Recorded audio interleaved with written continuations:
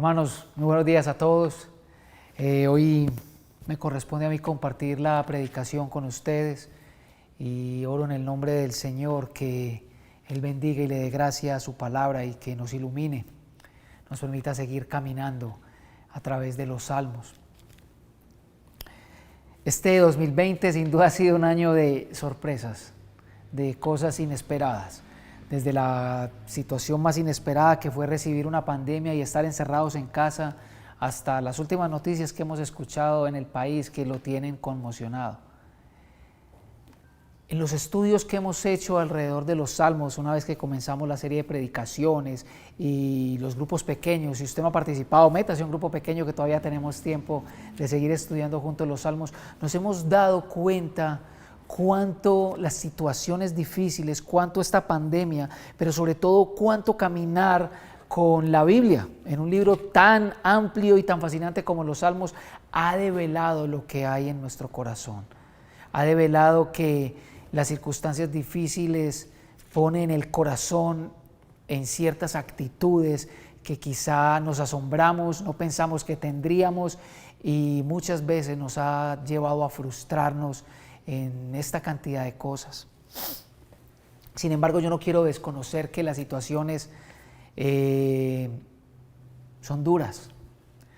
Las situaciones que hemos vivido a raíz de lo que hemos vivido en esta pandemia no son fáciles. Son situaciones de desespero. Sé que muchos de ustedes han tenido enfermos. Yo perdí un familiar, otros han perdido a otros han perdido empleos, otros tratan de salir adelante, otros tratan de salir la tendencia numeral, reinvéntate. Y una pregunta a fondo que han tenido que hacer los salmos a nosotros es: ¿cómo estamos afrontando los momentos difíciles de nuestra vida hoy? ¿De qué manera nuestra fe ha sido un soporte seguro para estos momentos de crisis? Aún si tú crees que con lo que acaba de acontecer en el país últimamente, las detenciones y toda esta polarización que hay, aún si tú crees que los problemas del país se van a agudizar y tus problemas también, ¿de qué manera tu fe es un soporte para ello? ¿Cómo ha crecido tu fe? ¿Cómo ha permanecido ella? Esas son preguntas que los salmos nos plantean. Por eso yo quiero invitarte a que leamos juntos el Salmo 40, un salmo escrito por David.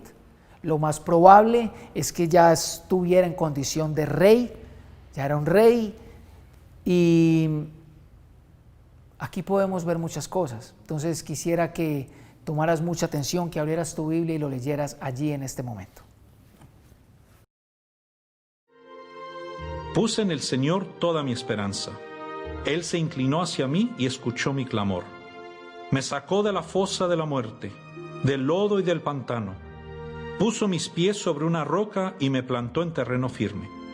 Puso en mis labios un cántico nuevo, un himno de alabanza a nuestro Dios. Al ver esto, muchos tuvieron miedo y pusieron su confianza en el Señor. Dichoso el que pone su confianza en el Señor y no recurre a los idólatras ni a los que adoran dioses falsos. Muchas son, Señor mi Dios, las maravillas que tú has hecho. No es posible enumerar tus bondades en favor nuestro. Si quisiera anunciarlas y proclamarlas, serían más de lo que puedo contar. A ti no te complacen sacrificios ni ofrendas, pero me has hecho obediente. Tú no has pedido holocaustos ni sacrificios por el pecado. Por eso dije, aquí me tienes, como el libro dice de mí. Me agrada, Dios mío, hacer tu voluntad. Tu ley la llevo dentro de mí. En medio de la gran asamblea he dado a conocer tu justicia. Tú bien sabes, Señor, que no he sellado mis labios. No escondo tu justicia en mi corazón, sino que proclamo tu fidelidad y tu salvación. No oculto en la gran asamblea tu gran amor y tu verdad. No me niegues, Señor, tu misericordia, que siempre me protejan tu amor y tu verdad. Muchos males me han rodeado, tantos son que no puedo contarlos. Me han alcanzado mis iniquidades y ya ni puedo ver. Son más que los cabellos de mi cabeza, y mi corazón desfallece. Por favor, Señor, ven a librarme. Ven pronto, Señor, en mi auxilio. Sean confundidos y avergonzados todos los que tratan de matarme. Huyan derrotados todos los que procuran mi mal. Que la vergüenza de su derrota humille a los que se burlan de mí. Pero que todos los que te buscan se alegren en ti y se regocijen. Que los que aman tu salvación digan siempre, cuán grande es el Señor. Y a mí, pobre y necesitado, quiera el Señor tomarme en cuenta. Tú eres mi socorro y mi libertador. No te tardes, Dios mío. El texto de hoy es un poco extraño, ¿no le parece? Parece que es como que hubieran cogido un salmo de alabanza y de acción de gracias y otro salmo de súplica y de queja y de lamentación y los hubieran unido, ¿cierto? Pero si usted se pone a mirarlo detenidamente, se va a dar cuenta que es una súplica al Señor. Es una súplica completamente honesta y llena de fe. El salmista está en una crisis. Es una crisis interna. Usted puede mirar ahí que tiene culpas, pero que también tiene enemigos por fuera. Pero David, que es quien escribió este salmo, y lo más probable era que ya estuviera siendo un rey en posesión de Israel, conoce el carácter de su Dios, conoce a su Señor, pero al mismo tiempo se conoce a sí mismo. Y no tiene miedo de vulnerar su ser frente al Señor. Curiosamente, esta súplica, aunque es un acto individual, está escrita en el marco de la adoración comunitaria de Israel, a saber, los momentos donde se iban a presentar los sacrificios, quizá el sacrificio expiatorio, o sea, el sacrificio para perdón de los pecados una vez al año. Es en ese marco donde surge esta oración. Y como te decía hace un momento, muchas circunstancias han pasado por nuestras vidas. Y yo no quisiera predicarte este salmo esta mañana diciéndote, bueno, si tú quieres atravesar una crisis, entonces haz esto, según nos enseña este salmo, sigue esta fórmula o pasos. Más bien sí quisiera que lo exploráramos un poco y viéramos 3 aspectos fundamentales de cómo nuestra vida de oración puede ser enriquecida mucho más. Quisiera que miráramos y exploráramos cómo la fe puede crecer mucho más a partir de la oración y del conocimiento de Dios, no importa la circunstancia que estés viviendo. Así que lo primero que yo quiero señalar en este salmo es que el salmista exalta y alaba al Señor, trayendo a la memoria las obras que Él ha hecho en favor suyo. El salmista está alabando al Señor por lo que Él hizo en el pasado. Y claramente, este recordatorio, versículos 1 y 3, muestran que David estuvo en una situación muy cercana a la muerte. La figura de la fosa de la muerte, el lodo del pantano, otras versiones lo traducen como el lodo cenagoso o el lodo de la desesperación, sugiere un estado de desesperanza total, donde la pérdida de la vida es totalmente inminente. No obstante, la súplica que hace el salmista nos muestra que él dependió completamente de la voluntad del Señor. Mira que la respuesta no fue inmediata. Aquí en Nueva Versión Internacional traduce, puse en el Señor toda mi esperanza. Esto también puede ser traducido como pacientemente esperé al Señor. La respuesta no fue inmediata, pero llegó en el momento propicio. Y nota cómo el salmista describe la respuesta del Señor. En primer lugar, se inclinó a Él. El Señor lo miró su circunstancia. Y esto puede tener relación o parece tener relación con ese texto de Éxodo donde el Señor se aparece a Moisés y le dice, yo he visto la aflicción de mi pueblo. yo he visto su sufrir. El Señor se inclinó al salmista. En segundo lugar, escuchó su clamor. Sí, sus oídos estuvieron escuchando el clamor constante de David, así como lo escuchó en los hijos de Israel cuando eran esclavos. En tercer lugar, lo rescató. Lo sacó de allí, hizo por el salmista lo que el salmista no podía hacer por sí mismo. Estaba en un lodo, imposibilitado. El Señor lo salvó, lo sacó de allí. En cuarto lugar, lo trajo a la vida nuevamente, puso sus pies, los estabilizó y le dio seguridad. Pero mira que no le hizo simplemente el milagrito, lo sacó y listo, aquí te salvé. No. Despertó en él una profunda felicidad, esa felicidad tan grande que uno reconoce porque canta. Una persona que genuinamente está feliz, usted la reconoce porque o está silbando o está cantando. Bueno, el Señor no solamente puso a David a caminar firme y lo puso a salvo, lo puso nuevamente en su presencia y a disfrutar de ellas.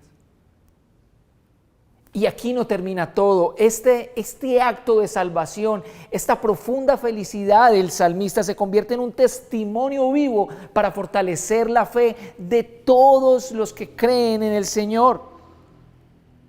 Los milagros realmente efectivos son los que llevan en últimas a la gloria del Señor, fortalecen la fe, la adoración y la confianza de su pueblo. ¿Hay algún milagro o alguna respuesta de oración que hayas visto que el Señor haya hecho en otros y te haya hecho gozar también, haya fortalecido tu fe, te ha hecho creer y estar seguro nuevamente del Señor? ¿Puedes recordar una allí? Versículos 4 y 5, recordando las obras del Señor, el salmista afirma lo afortunado, lo bienaventurado, lo dichoso, lo feliz que puede ser una persona que confía plenamente en el Señor. Y es que la confianza en el Señor produce una vida de felicidad, una vida feliz. No obstante, esa vida de felicidad que produce poner la confianza en el Señor contrasta con la confianza que puede poner cualquier persona en los ídolos. Israel desde sus comienzos, desde muy temprano, desde recién nacida, creció en contextos donde otras naciones adoraban otros dioses, los llamaban ídolos. Y de estos ídolos, las naciones alrededor de Israel creían que tenían los poderes sobre las diferentes esferas de la creación, a saber, la fertilidad de la tierra, la fecundidad del vientre, es decir, el poder tener hijos. Habían dioses que estaban en el inframundo, o sea, en el lugar donde estaban las tinieblas. Habían dioses que controlaban las fuerzas de la naturaleza. Todos estos. Y a esos dioses se les acercaba ellos se les acercaban buscando su favor a través de sacrificios. Y si el Dios consideraba responderles, pues lo hacía. Así que diferentes naciones practicaban rituales para obtener el favor de los dioses. La tentación más grande del pueblo israelita era la adoración a dichos dioses o ídolos, pues las estatuas, los templos, los lugares de adoración de estos dioses eran fascinantes, eran grandes, eran hermosas, la verdad, eran muy atractivas y sobre todo estimulaban la religión por beneficio. Es decir, que mediante rituales y ceremonias se manipula, se invoca el nombre de este Dios para alcanzar lo que se quiere. Y esto entra en completa disputa o contraste con Yahvé o Jehová, un Dios que no se puede, que no tiene un nombre que se pueda manipular. De hecho, la palabra Yahvé o Jehová significa yo soy. Él no tiene nombre y apellido. Él es, Él está, Él permanece. Él es Rey supremo y soberano sobre todo lo creado. Por lo tanto, Él demanda exclusividad. Él no va a compartir la adoración que es para Él con otras deidades que no existen. Él no tiene ningún parecido físico con absolutamente nada de lo creado. Por eso prohíbe la elaboración de cualquier imagen en la que uno crea que Él se parezca, porque Él no es su creación. Pero además, este Dios se hace conocer, conforme a sus hechos. Este Dios ha hecho que una familia de nómadas de aquí para allá y de allá para acá en el antiguo Medio Oriente se convierta en una nación, en un pueblo, en una gran familia que ha de mostrarle al mundo y a todas las naciones la grandeza de este Dios, que además es un Dios personal, tiene una relación personal con quienes llama, es bueno, es compasivo y es fiel. A este Dios no se le adora ni se le sirve por obtener su favor. A este Dios se le adora y se le responde por el favor que ya ha tenido con los suyos. Es un Dios que se ha comprometido con los suyos, además, por medio de una relación de pacto, como el de un esposo y una esposa que solo la muerte o la infidelidad pueden quebrar. Él ha demostrado ser verdadero. Por tanto, aunque Israel no lo viera físicamente, aunque nosotros no lo veamos físicamente, podemos confiar por su veracidad, por la veracidad de los hechos, que lo que Él dice es verdad y lo que Él ha prometido lo va a cumplir. Si a un Dios hay que fabricarlo, hay que hacerlo y luego arrodillarse ante Él, entonces es falso. Punto. Así de sencillo.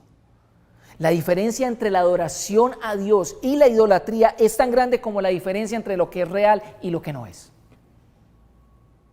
No hay punto de comparación entonces con la grandeza no solo de las obras de Dios, sino de los pensamientos de Dios a favor de los suyos. La adoración a otros dioses está centrada en el adorador y sus planes y deseos tan finitos, tan insaciables. En cambio, la adoración a Dios está centrada en aquel cuya grandeza sí es verdaderamente infinita, en el poder del que creó todo y que a partir de su creación beneficia al ser humano, es benefactor de éste. En segundo lugar, el salmista enriquece su súplica buscando y entendiendo la voluntad de Dios. Versos 6 al 10. El salmista procede a explicar que la voluntad de Dios radica en una relación que va mucho más allá de los sacrificios o rituales religiosos. Es decir, lo voy a explicar un poco más sencillo. Una relación correcta con el Señor no se mide por cuán religioso tú seas. Sin embargo, esto no es sinónimo de ser irreligioso. Dios mismo le dio la ley a Israel con toda esta cantidad de mandatos y el sistema de sacrificios que están escritos de hecho en el Pentateuco. Esta ley era una señal que distinguía a su pueblo de entre las demás naciones. Eran, por llamarlo así, la parte del pacto que a Israel le correspondía cumplir. El Señor los liberó de una tierra de esclavitud y luego de que vieron sus grandes obras, sus grandes portentos, sus grandes prodigios, el Señor les hizo la oferta: yo les salvé, han visto cómo los rescaté como sobre las alas de un águila. Ahora, Si ustedes hacen pacto conmigo, yo les prometeré a ustedes ser su Dios, tratarlos como mi especial tesoro entre toda la tierra que es mía, distinguirlos entre las demás naciones, hacerlos una nación y un reino de sacerdotes, o sea, una nación que se relaciona tú a tú con Dios. ¿Cuánto no quisiéramos eso para nuestro mundo hoy?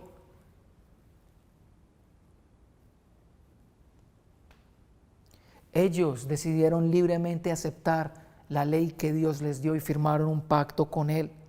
Los mandamientos son una muestra del amor y la bondad de Dios. No es el producto de un Dios apático, caprichoso y restrictivo que hace las cosas porque le vienen en voluntad, totalmente diferente, indiferente a lo que pueda pensar el hombre. No, por favor.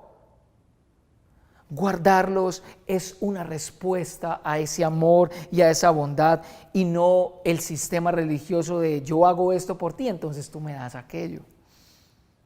Así que cumplir los mandamientos de Dios, ofrecer sacrificios, celebrar las fiestas, está enmarcado en una relación que disfruta de Dios mismo. Así de sencillo.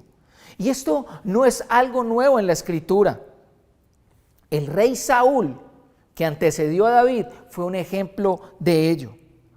Él no obedeció una orden específica del Señor que lo envió a un pueblo a destruirlo. Suena duro, sí es verdad, a destruirlo y acabar con todo un pueblo y no dejar absolutamente nada vivo.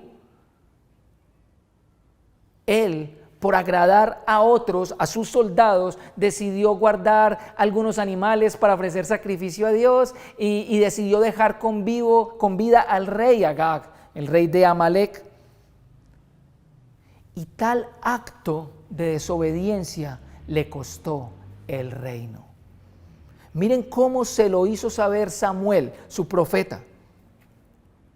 ¿Se complace el Señor tanto en holocaustos y sacrificios como en la obediencia a la voz del Señor? He aquí, el obedecer es mejor que un sacrificio y el prestar atención que la grosura de los carneros. De hecho, el famoso Salmo 51, que escribió David después de haberse acostado con la esposa de uno de sus soldados y después de enterarse de la noticia de que ella está en embarazo, va y mata a su esposo. En esa oración en particular, cuando fue amonestado, cuando le fue dicha la verdad, miren lo que David dice en el versículo 16 del Salmo 51: porque no te deleitas en sacrificio, de lo contrario, yo lo ofrecería. No te agrada el holocausto. Los sacrificios de Dios son el espíritu contrito. Al corazón contrito y humillado, oh Dios, no despreciarás. Este salmo dice que, verso 6, que a Dios no le complacen los sacrificios, sino que el Señor lo ha hecho obediente. Realmente, la traducción literal es: has perforado mis oídos. Es decir, al salmista se le dio la capacidad de entender lo que Dios realmente quería. O sea que a David se le abrieron sus ojos para comprender que el perdón por un pecado no consistía en matar un animal, aunque era parte del mandato, ni establecer un sistema de penitencias o hacer obras de caridad o empezar a ayudar a otros o hacerme el loquillo y echarle tierrita al asunto. No.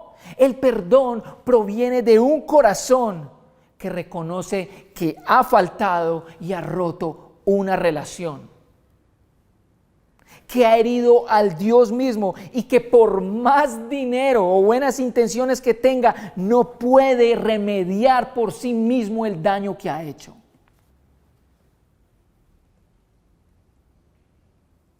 Y los profetas denunciaron la vida religiosa y de adoración de Israel una sola vez. Y es que el pueblo de Israel, pasando los años, pensó que con el simplemente hecho de hacer todos los rituales bien, de venir al templo, de estar aquí, allá, de pronto aprenderse de memoria la ley, creían que con eso ya podían tener a Dios contento, vivir a su antojo. Pero ellos, aunque cumplían estos rituales, no estaban haciendo justicia. Al mismo tiempo adoraban otros dioses, al mismo tiempo estaban pecando, abandonando al huérfano, abandonando la viuda, abandonando la persona más necesitada, postrándose ante otras estatuas. Ellos pensaban que eso estaba bien. Algo así como que si yo me la embarro y rezo, entonces empato. Ah, no, yo el domingo voy al culto y estoy bien. Mira lo que piensa Dios de eso, denunciando un pueblo que adora, que ofrece los mejores sacrificios, que va al templo y que, mejor dicho, pero que está viviendo de lunes a sábado como si no creyera. Luis Eduardo Ramírez nos predicó a principio de este año el fenómeno del ateísmo cristiano, es decir, el ateísmo que dice un domingo yo creo en el Señor, canto canciones de adoración, de pronto lloro con la predicación, pero de lunes a sábado vivo como si no creyera en este Dios. Mira lo que dice Isaías denunciando esto en el capítulo 66, verso 3. Pero los que sacrifican toros son como los que matan hombres. Los que ofrecen corderos son como los que desnucan perros. Los que presentan ofrendas de grano son como los que ofrecen sangre de cordero. Y los que queman ofrendas de incienso son como los que adoran ídolos. Ellos han escogido sus propios caminos y se deleitan en sus abominaciones. A Dios le da asco todo acto religioso si este no es una expresión de la vida que quiere agradarlo, haciendo justicia, mitigando el hambre del necesitado, velando por la paz en sus relaciones, buscando su reinado en el lugar de trabajo, hogar, pasatiempos. La adoración verdadera proviene de un corazón que ama al Señor. Y esto fue lo que nos predicaron hace 8 días. La diferencia entre un justo y alguien que hace maldad no está en qué tan bien se porte o qué tan mal deje de hacer. De hecho, uno puede portarse muy bien, tratar de ser buen papá, tratar de ser buen esposo, tratar de ser un buen gerente, tratar de ser generoso, tratar de ser una buena ama de casa, un buen trabajador e incluso un buen pastor con las motivaciones erróneas.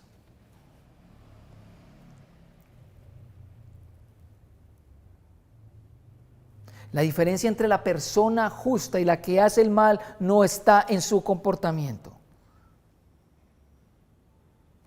sino en qué tanto ama la ley del Señor. Esa expresión de su voluntad está en su corazón y se deleita en ella. Pero yo no quiero dejar esto aquí como está, porque esta precisa porción de este salmo encuentra una correspondencia en Hebreos capítulo 10. Uno de los propósitos de Hebreos capítulo 10, 8, 9 y 10 es presentar a Cristo como el gran sacerdote de la fe.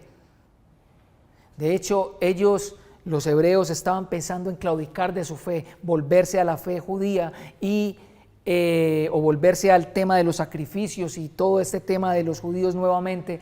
Y el propósito del escritor es decirles: no, Cristo es suficiente por más que los estén persiguiendo. Entonces, el autor de Hebreos dice que Cristo no es ya un sacerdote de un templo terrenal, sino de un santuario celestial. Y el autor también quiere mostrar que todo el sistema de rituales y de adoración del Antiguo Testamento eran solamente una sombra, eran una pequeña copia de lo que vendría, de la verdadera adoración real que habría de venir, a saber, un sacrificio definitivo por los pecados y un nuevo pacto. Así es como Hebreos capítulo 10, verso 1 al 4 nos hace ver algunas cosas. Que los antiguos rituales no hacen perfecto a nadie. Porque entonces porque tienen que estar matando una y otra vez animales. No hacen perfecto a nadie. Y la sangre de los animales es imposible que quite el pecado. De hecho, porque quien tiene que responsabilizarse por el pecado es el hombre, no un animal, partiendo de ahí. De hecho, que se tenga que pedir perdón anualmente por los pecados es un recordatorio del perdón que se necesita constante de Dios. Y así el autor de Hebreos cita este salmo. A ti no te complacen sacrificios ni ofrendas, en lugar me preparaste un cuerpo, no te agradaron ni holocaustos ni sacrificios por el pecado. Por eso dije, aquí me tienes como el libro o el rollo, dice de mí, he venido, oh Dios, a hacer tu voluntad. Miren cómo lo explica. Versículo 8 del capítulo 10 de Hebreos. Primero dijo, sacrificios y ofrendas y holocaustos y expiaciones no te complacen ni fueron de tu agrado, a pesar de que la ley exigía que se ofrecieran. Luego añadió, aquí me tienes, he venido a hacer tu voluntad. Así quitó lo primero para establecer lo segundo. Y en virtud de esa voluntad somos santificados mediante el sacrificio del cuerpo de Jesucristo, ofrecido una vez y para siempre. Así que mira cómo el autor de Hebreos está relacionando o está llevando un paso más allá la voluntad del Señor. Claro, los sacrificios no son voluntad del Señor porque son imperfectos, son solo una sombra. Y se establece lo segundo, que Cristo vino a hacer la voluntad de Dios, a saber, morir por los pecados de su pueblo. Curiosamente, esta porción termina diciendo que Cristo nos llevaría a un pacto donde ya tendríamos escrito en nuestro corazón la ley del Señor. Es por Cristo que ya un sistema ritual no es lo que caracteriza a un creyente. Aunque es importante que nos reunamos, aunque es importante que compartamos nuestra fe, aunque es importante que cantemos, claro que sí, no es lo único. Ahora que el templo es Jesús y el sacrificio es definitivo, gozamos de vivirla en nuestro corazón. Acto seguido, versículos 9 y 10. El efecto que produce conocer y deleitarse en la voluntad de Dios es querer darla a conocer. Y eso es lo que hace el salmista. El salmista, en contraste con todo lo que ha visto, fomenta y presenta cada vez que se presenta a ser parte de las celebraciones y adoración de Israel, él empieza a proclamar una y otra vez a voz en cuello al Dios que conoce. Él empieza a proclamar lo que es su bondad, su fidelidad, su justicia, su compasión, su misericordia, su salvación. El salmista ha conocido al Señor de primera mano y eso es lo que él da a conocer. Él no lo ha ocultado. Mira cómo enfatiza que no lo ha ocultado y mira cómo enfatiza que lo ha proclamado una y otra vez en cuello. Y esto es un aspecto que vale la pena tener en cuenta. Es que quizá muchas faltas que tenemos en nuestro evangelismo, porque estamos en déficit con respecto a evangelizar a otros y dar a compartir nuestra fe, se deba a la ausencia de gozo que tenemos por conocer a Dios. A convertir nuestra fe en parte de nuestras áreas de la vida y no que ésta sea la que dirija completamente una vida. Me llegan a la mente precisamente dos episodios en la vida de Jesús. Una es con el endemoniado Gadareno. Este endemoniado, después de haber sido liberado de una opresión demoníaca que tenía, quería estar con Jesús y Jesús le dijo: no, quédate aquí y comparte cuán grandes cosas ha hecho Dios contigo. Lo mismo una mujer samaritana que tenía 5 maridos y ahora con el que estaba no era su marido. Fue conocida por Jesús. Experimentó que Dios la conocía y no la condenaba, la amó. E inmediatamente, sin tener el mejor compendio teológico intelectual, le compartió a medio Samaria y los llevó a los pies de Cristo. Tanto así que lo que era un simple viaje para Jesús se demoró en días compartiéndole a una nación de dudosa procedencia religiosa. Para compartir el evangelio no se necesita que te sepas todo el compendio teológico intelectual del mundo. Basta con decirle a otros cuán grandes cosas ha hecho Dios contigo. Pero como en este texto la proclamación de David está en el marco de celebraciones religiosas, esto nos habla de que el compartir la fe es un estilo de vida, de unos a otros. Y esto ya lo habló al principio del Salmo. Lo que hace el Señor por la vida de uno, el darse a conocer, hace que nuestra fe no sea privada. Tu fe no es privada. Tu fe se ha de vivir en el marco de una comunidad, para fortalecerla, para confiar en ella. Yo he escuchado los testimonios de hermanos que han visto cómo milagrosamente en medio de esta pandemia han tenido trabajito, les ha resultado, han esperado, han confiado y ahora me lo cuentan y puedo alabar en Dios. ¿Sabes por qué puedo alabar al Señor? Porque el mismo Dios de ellos es el mismo Dios mío. Dicho esto, podemos ir a nuestro tercer y último punto. Y es que el salmista enriquece su fe con el corazón en la mano. Aquí, versos 11 al 17, hay dos oraciones, dos peticiones en particular. Una que clama por la gracia de Dios, porque hay problemas internos, y otra que clama por problemas externos que tiene. Miremos versículos 11 y 12. Mírelo allí donde está.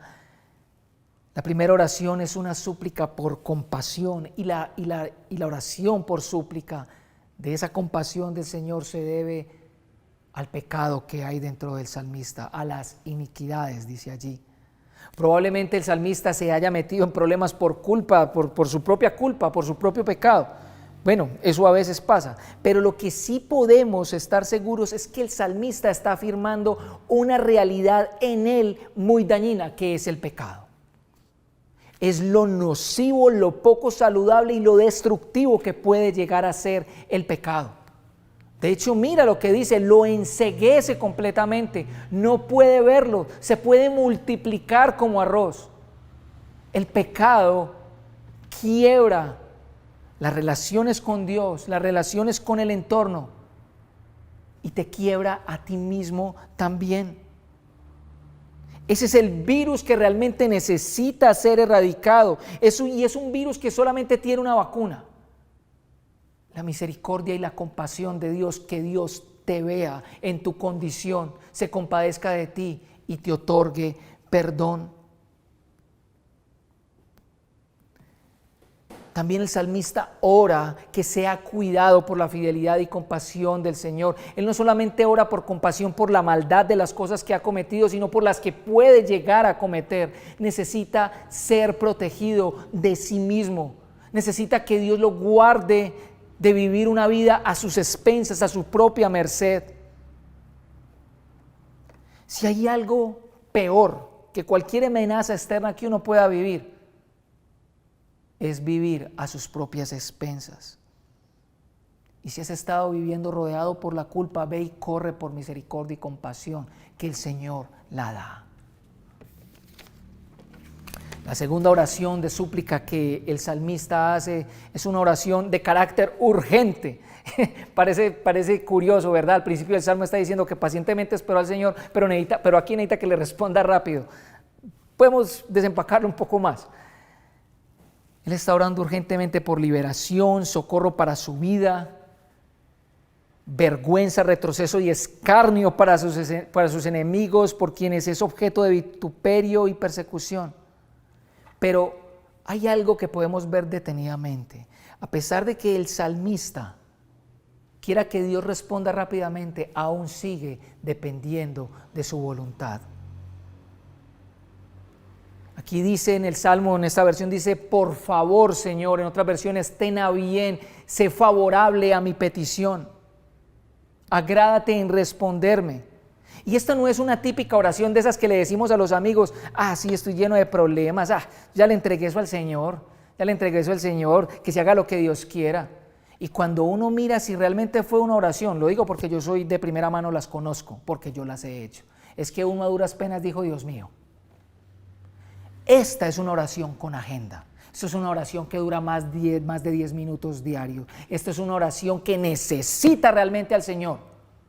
Como aquel que tiene un dolor de muela insoportable y va urgente al odontólogo, así le vaya a costar la muela misma. Él está urgido y solamente depende de unas cosas. No va a otras fuentes de dinero, no va a las fuentes seguras que le pueden proporcionar alguna solución, no va a ningún Dios. Él va al Dios que es su único socorro, su único libertador. Él depende de la voluntad de Dios. ¿Y quieres que te dé una señal de que Él quiere la voluntad de Dios? Pues es precisamente esta que dice en el versículo 16. Pero todos los que te buscan se alegren en ti y se regocijen, que los que aman tu salvación digan siempre cuán grande es el Señor. Si nuestras oraciones están buscando la voluntad de Dios, entonces deben ir acompañadas de que el resultado sea su gloria. Padre nuestro que estás en el cielo, santificado sea tu nombre. Que su nombre sea santificado, glorificado y exaltado. Ha de ser el motivo de nuestra oración si estamos buscando la voluntad de Dios. Así que yo quiero pedirte esta mañana que pensemos en 4 aspectos. Vimos 3 puntos de cómo podemos enriquecer nuestras súplicas al Señor. Una es recordando el pasado. ¿Has tenido un diario donde has escrito tus oraciones y las respuestas a ellas? ¿Recuerdas que el pastor Carlos nos invitó a principio de cuarentena a, por cada noticia mala que viéramos, escribir una promesa del Señor? ¿Por qué no vas a ese diario y recuerdas cuán grandes cosas ha hecho Dios por ti y le alabas? En segundo es definitivamente conocerle. A este Dios necesitamos acudir y conocerle. Crear una agenda fija donde lo podamos hacer. Hazlo con este preciso libro, con el libro de los Salmos. Si te lees 2 o 3 salmos diarios, estarás leyendo el libro de los Salmos en 2 meses, acompañando las predicaciones. Léelo 1 diario, pasa tiempo conociendo el carácter de este Dios. Este libro es tan central dentro de la Escritura que te conecta con el pasado, presente y futuro de nuestra fe. Es maravilloso, pero te conecta con tu propia realidad. Yo quiero también invitarte esta mañana a que ores con el corazón en la mano.